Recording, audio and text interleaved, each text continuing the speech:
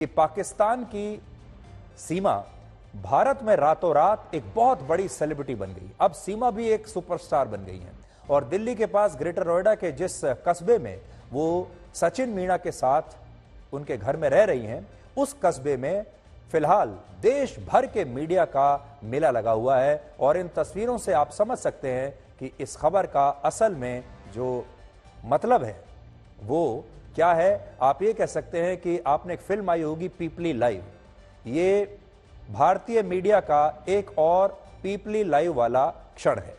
पीपली live जो film है ये वर्ष 2010 में आई थी, जिसमें एक किसान आत्महत्या करने का ऐलान करता है और पूरे देश का मीडिया उस किसान की आत्महत्या की लाइव कवरेज करने के लिए उसके घर के बाहर इकट्ठा हो जाता है। और सीमा के मामले में भी बिल्कुल यही हो रहा है। बस फर्क इतना है कि इस मामले में पीपली लाइव नहीं, ये पीपली नाम की जगह नहीं बल्कि ग्रेटर नोएडा का ये गांव है जहां पर सचिन रहता है। और इस समय अगर आप देखेंगे तो मीडिया की पूरी भीड़ इस गांव में लगी हुई है। ग्रेटर नोएडा का रबुपुरा कस्बा दिल्ली के संसद भवन से सिर्फ 60 किलोमीटर और नोएडा की फिल्म सिटी से 45 से 50 किलोमीटर दूर है। फिल्म सिटी मतलब जहां से मैं आपको यह खबर दे रहा हूं। और फिल्म सिटी वही जगह है जहां से देश के ज्यादातर राष्ट्रीय न्यूज चैनल्स काम करते हैं, उनके स्टूडियो और दफ्तर वहीं पर हैं। आज से पहले ग्रेटर नोएडा के इस कस्बे की कभी कोई चर्चा नहीं हुई थी। यहां रहने वाले लोगों ने कभी बड़े बड़े न्यूज चैनल्स के रिपोर्टर्स को अपने गांव में आते हुए नहीं देखा। लेकिन इस समय इस जगह पर सचिन के घर के बाहर देश का पूरा मीडिया इकट्ठा है और हर कोई पाकिस्तान की सीमा से बात करना चाहता है और देखना चाहता है कि सीमा अपने बारे में चल रही बातों पर क्या कहना चाहती है।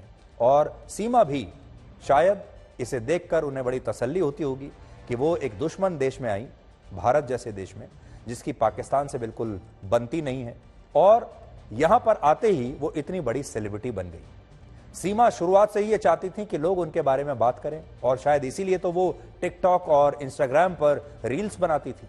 लेकिन आज अवैध तरीके से सीमा पार करके वो भारत आई और पाकिस्तान की सीमा यहां पर कैसे एक सेलिब्रिटी बन गई हैं, आप ये देख रहे हैं। इस महिला की लोकप्रियता का अंदाजा आप इस बात से लगा सकते हैं कि सुपरस्टार शाहरुख खान की फिल्म जवान के ट्रेलर को पिछले 2 दिनों में यूट्यूब पर 6 करोड़ के आसपास व्यूज मिले हैं, जबकि इस महिला से जुड़े अलग अलग वीडियोस को यूट्यूब पर 20 करोड़ से ज्यादा व्यूज मिल चुके हैं। और भारत के लोग इस महिला के बारे में सब कुछ जानना चाहते हैं और इस महिला की तारीफ करते हुए यह भी कह रहे हैं कि यह प्यार के लिए पाकिस्तान से भारत आई है, इसलिए इसे पाकिस्तान वापस अब नहीं भेजा जाना चाहिए। हो सकता है आपके घर में भी ये चर्चा इस समय चल रही हो कि सीमा के साथ अब क्या होना चाहिए। पिछले साल सीमा की तरह पाकिस्तान से एक 19 साल की लड़की भी नेपाल के रास्ते भारत के बेंगलुरु शहर आ गई थी, जहां ये मुलायम सिंह यादव नाम के एक लड़के से शादी करना चाहती थी। लेकिन इसके बाद बेंगलुरु की पुलिस ने इसे गिरफ्तार कर लिया और बाद में अदालत के आदेश पर इसी साल पंजाब के वाघा अटारी बॉर्डर से इस लड़की को पाकिस्तान डिपोर्ट कर दिया गया था। और सीमा के मामले में भी शायद ऐसा ही हो सकता है, क्योंकि नियम और कानून यही कहते हैं।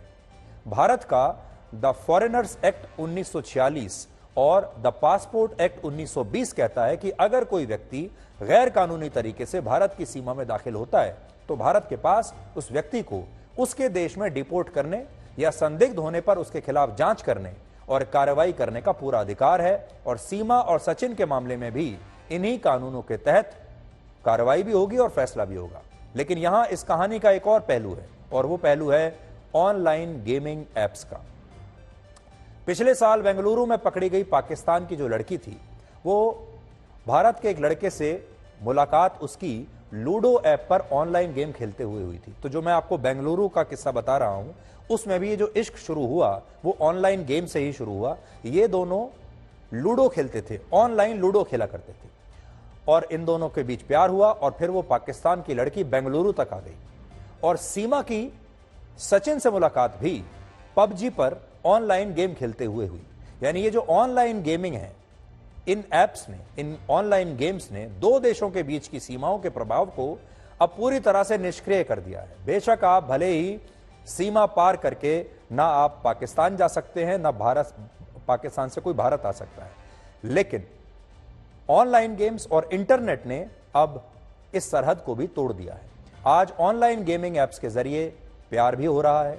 इसके जरिए पाकिस्तान से महिलाएं गैर कानूनी तरीके से भारत भी आ रही हैं। इसके जरिए गैर मुस्लिम लड़कों का धर्म परिवर्तन भी हो रहा है और इससे बहुत सारे युवा आतंकवादी संगठनों में भी भर्ती हो रहे हैं। और ऑनलाइन गेमिंग के जरिए साइबर फ्रॉड भी हो रहा है। यानी ये जो ऑनलाइन गेमिंग ऐप्स हैं, ये हर तरह की घटनाओं का कारण बन रहे हैं। और अब ये गेमिंग ऐप्स ऑनलाइन के साथ लोगों की लाइफ लाइन भी बनते जा रहे हैं और इससे लोगों का ना सिर्फ जीवन बल्कि देशों की सीमाएं भी टूट रही है। और अब पाकिस्तान में बहुत सारे पुरुष अपनी पत्नी से ये कह रहे हैं कि वो ऑनलाइन गेम्स खेलने बिल्कुल बंद कर दें, वरना वो भी उन्हें छोड़कर जो है या तो पाकिस्तान चली जाएंगी। और पाकिस्तान के पुरुष अपनी पत्नियों से कह रहे हैं कि वो ऑनलाइन गेम्स ना खेलें, कहीं ऐसा ना हो कि उनकी पत्नी भी भारत के किसी लड़के से उसके प्यार में पड़ जाए और भारत चली जाए। तो पाकिस्तान में आजकल ऐसे कई वीडियो चल रहे हैं, एक वीडियो आपको दिखाते हैं।